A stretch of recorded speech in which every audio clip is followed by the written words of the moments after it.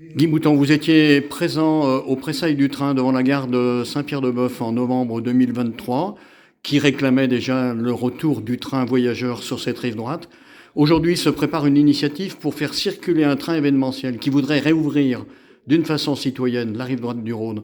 le 16 novembre 2025. Vous en pensez quoi, vous, en tant qu'ancien ingénieur de la SNCF? Alors, je pense que c'est une très bonne initiative dans la mesure où le nœud ferroviaire lyonnais est engorgé, la gare de Pardieu était elle-même engorgée, toute la rive gauche a des problèmes de surcharge voyageurs et la rive droite, pour le moment, n'est pas en termes d'occupation et de sillons, n'est pas saturée. Donc il est très intéressant d'avoir une possibilité de réouvrir cette ligne qui est relativement jeune et dont la réflexion a été faite il y a peu de temps et qui permet de rendre complémentaires les trains qui sont surchargés sur la rive gauche et de pouvoir proposer aux voyageurs la possibilité de descendre vers le sud ou de monter vers la région Rhône-Alpes et de pouvoir désengorger, comme je l'ai dit tout à l'heure, la rive gauche qui va,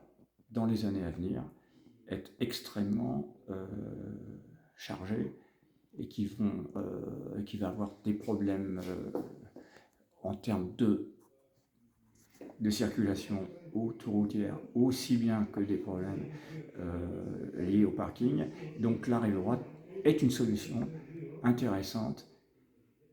à étudier au niveau régional comme au niveau SNCF. Pour vous qui avez longtemps habité à Chabanais, même si aujourd'hui vous habitez Vienne, est-ce qu'il vous semble que justement les habitants de cette rive droite du Rhône, vous c'était dans la Loire mais ça concerne le Rhône et aussi l'Ardèche, attendent ce train qui a été supprimé il y a maintenant 52 ans? Oui, tout à fait. À Chavanais, un nombre de population non négligeable, aussi bien sur Ampuis et Condrieu, allant travailler sur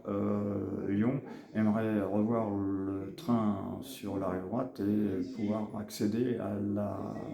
l'agglomération lyonnaise, qui en ce moment, au niveau routier, est extrêmement engorgé, que ce soit aussi bien sur l'autoroute que sur les voies nationales et départementales.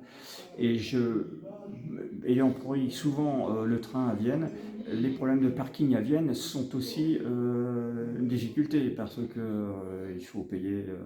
à FIA, le parking proche de Vienne, et la circulation au retour, que ce soit sur les trains du matin que les trains du soir, propose pas d'alternative au terme de parking et en plus le courrier. Quelques soucis qui font que les gens se déportent sur Chasse-sur-Rhône et se déportent sur la rive gauche. Donc la rive droite désengorgerait aussi bien les voyageurs qui sont coincés